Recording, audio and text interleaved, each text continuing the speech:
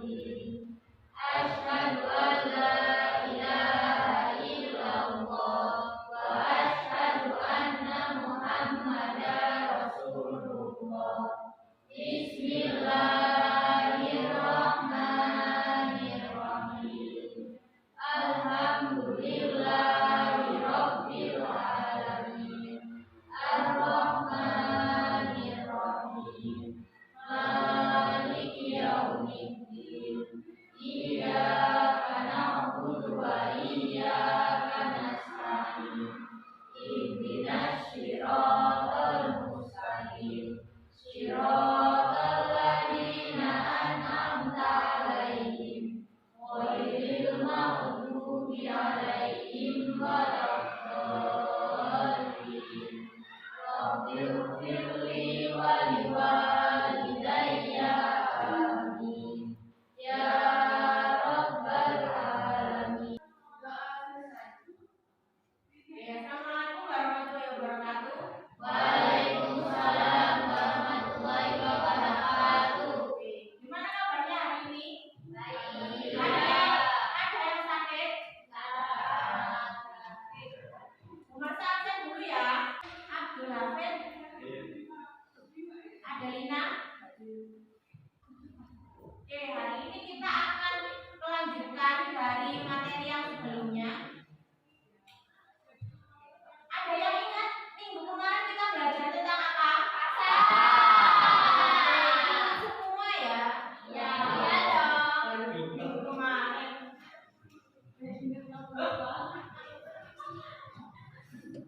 Minggu kemarin kita belajar tentang pasar.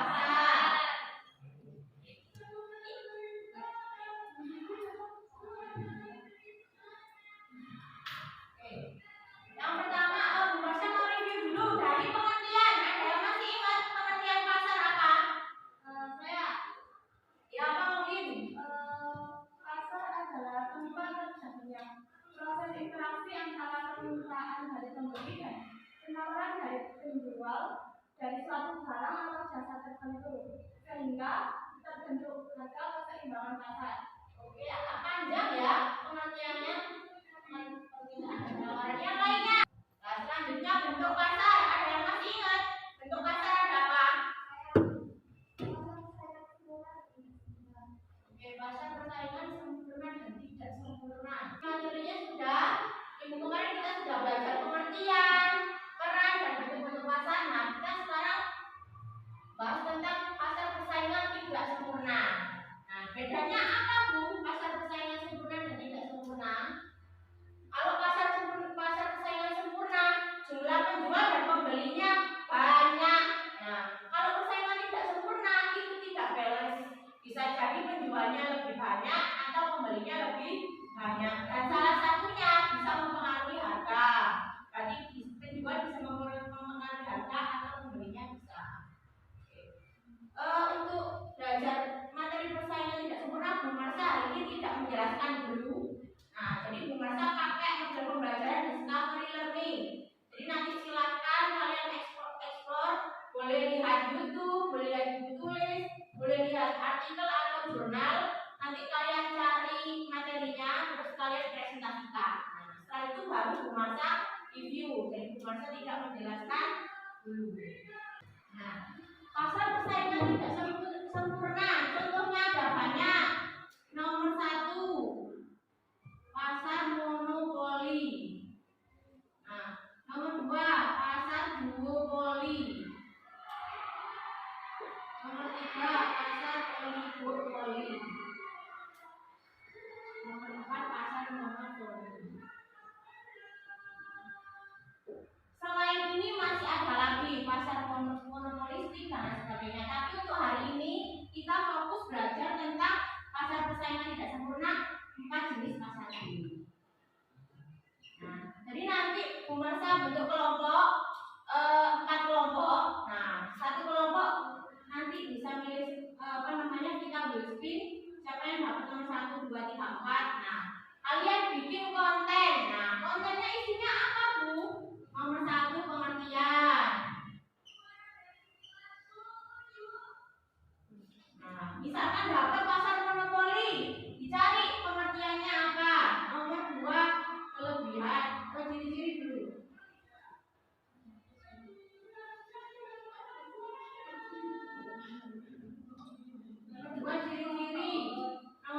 kelebihan, menemukan kekurangan. Nomor 5 contoh. Nah, karena open internet, kalian jangan asal copy paste. Silahkan dibaca dulu, ditulis poin-poinnya saja. Jangan sampai yang kalian tulis nanti nggak ngerti artinya apa. Jadi boleh lihat di internet dan sebagainya, di CCTV juga boleh, tapi dibaca dulu, diringkas, dipahami. Jadi yang ditulis hanya poinnya saja, dan kalian harus paham ini ditulis itu apa. Jadi nanti dibagi kelompok, silakan nanti dibagi. Siapa yang mencari pengertian, siapa yang mencari ciri-ciri, kelebihan, kekurangan sama contoh. Nanti dipresentasikan. Oke, kelompok 1, silakan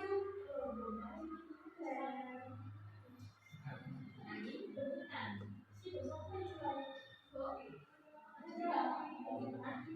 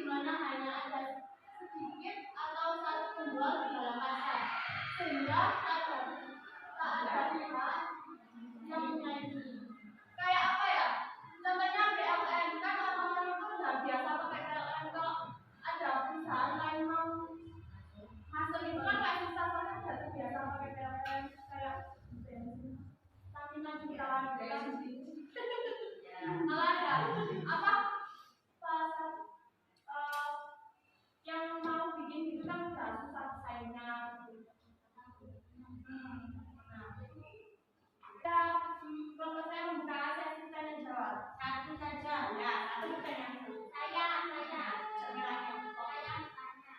Bagaimana pasar monopoli bisa mempengaruhi kestabilan ekonomi? Ya, untuk kelompok 3. Nah, ini template-nya sudah bagus. Nah, cuman ada kata-katanya yang kurang kurang komunikatif. Nah, jadi nanti silahkan untuk misalkan bikin konten lagi. Nah, silahkan diperbaiki. Jadi nanti Bu Marsa tegaskan pasar monopoli itu hanya ada satu perusahaan. Nah, kalau di situ kan satu atau sedikit, jadi Bu Marsa tegaskan pasar monopoli hanya ada satu perusahaan. Nah, jadi nanti kalau bikin konten lagi silahkan diperhatikan pasar monopoli.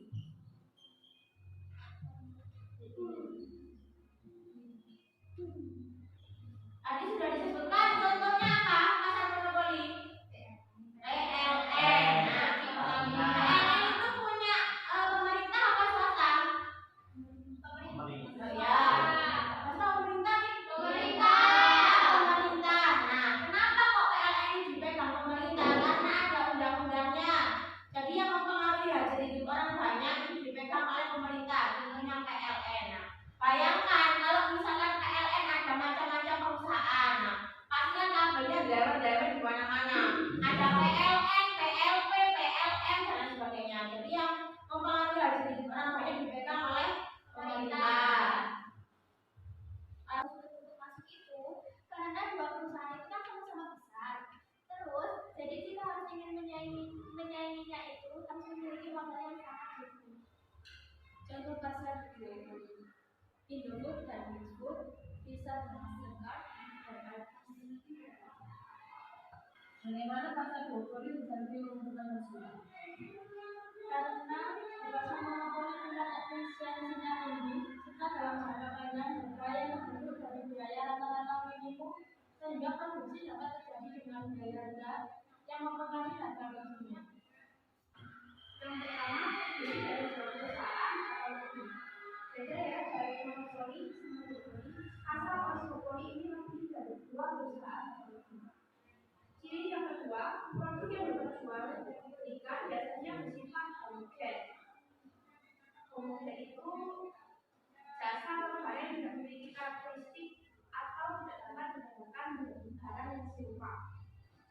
Ciri yang ketiga, harga antar produk hampir sama. Yang keempat, membutuhkan strategi pemasaran yang matang.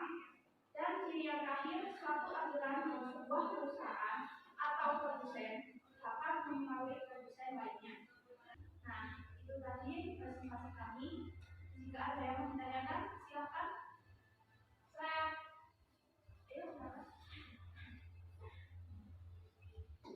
Di antara pasar monopoli, duopoli, oligopoli, mana yang lebih baik untuk perekonomian Indonesia menurut kelompok Anda? Pertanyaannya ke saya juga. Kalau menurut kelompok kami, ada pernyataan sekarang yang lebih baik dan mengutamakan pasar monopoli karena mendapatkan keuntungan yang maksimal setelah terjadi pemberatan kebutuhan pemataan itu.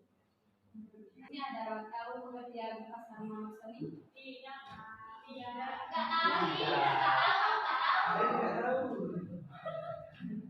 Jadi pasar monopoli ini pasar yang terdiri dari banyak penjual namun dikuasai oleh pembeli tunggal, bisa individu maupun kelompok bisnis.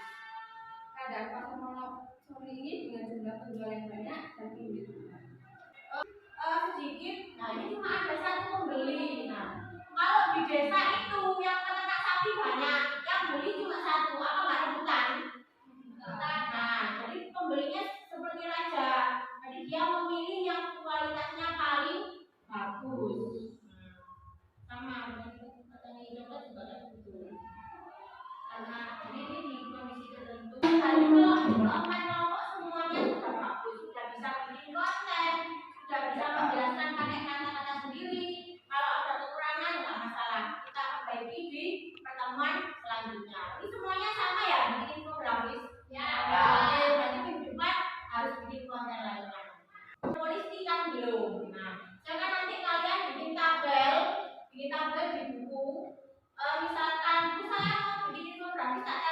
boleh, tapi harus di buku ya. Nanti data hilang. Ada di tabel. Ini jenis pasarnya apa aja, terus ciri-cirinya seperti apa, kelebihan sama kekurangan. Nah, tadi kan tugasnya kelompok. Nah, kali ini tugas untuk minggu depan. Ya. Nah, silakan join.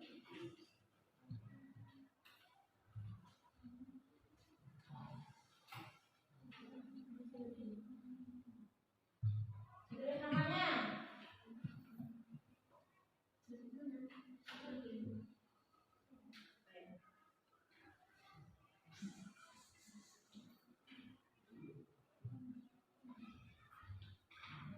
Kalau yang nggak punya paketnya pakai wifi. Belum nggak nyambung, bersabar. Lu nggak ada yang bisa join ini ya? Oh ini sudah ada. Jangan soalnya masih punya.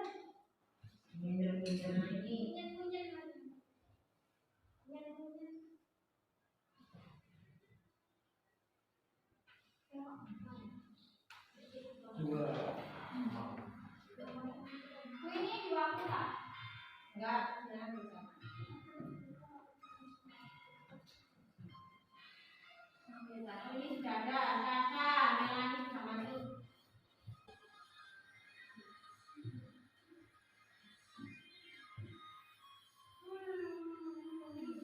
Oke, tadi yang menang siapa berarti? Sasha, itu nomor terakhir. Sampai keluar. Silakan sekarang HP-nya ditaruh dulu. Sudah selesai gamenya.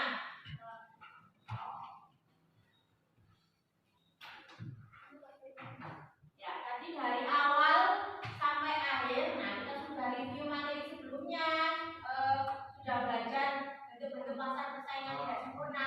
Ada yang bisa memberi kesimpulan apa aja yang kita pelajari hari ini?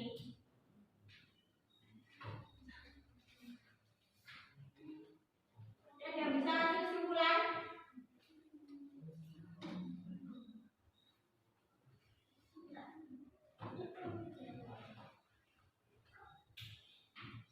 Ayo loh, siapa ini? Masa dari tadi nggak tahu apa aja yang dipelajari? Ya, silakan.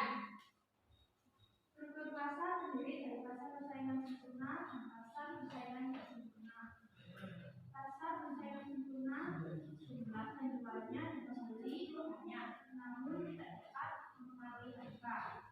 Sedangkan pasar persaingan tidak sempurna terdiri dari pasar oligopoli, monopoli, Oke, yang lainnya? Saya, Oke, silakan Rizal. pasar persaingan tidak sempurna itu terdiri dari pasar monopoli, duopoli, oligopoli, sama monopsoni. Pasar monopoli itu terdiri dari satu penjual. Pasar duopoli itu terdiri dari dua penjual. Kalau pasar oligopoli itu terdiri dari beberapa penjual. Yang terakhir pasar monopsoni itu hanya ada pembeli tunggal. Oke, bagus. Sekarang saya belum ada yang kasih contoh. Nah, contoh-contohnya pasar ini. Oke, silakan Habib.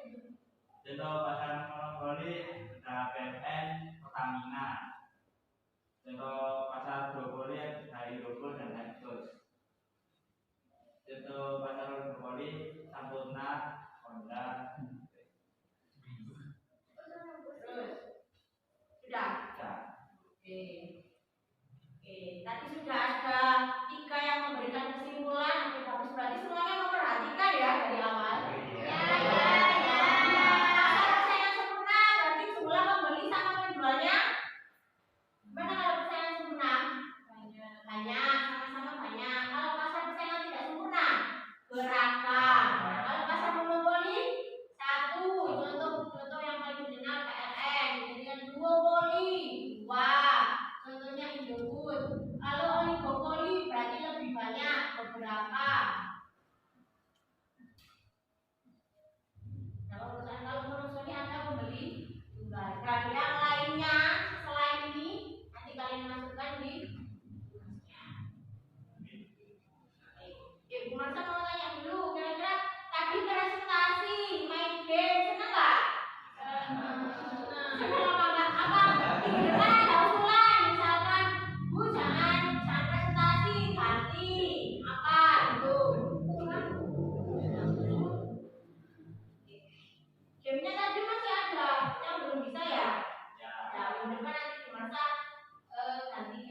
lagi pakai krisis. Pakai krisis. Ya. Oke. Oke, jangan lupa tugasnya minggu depan ini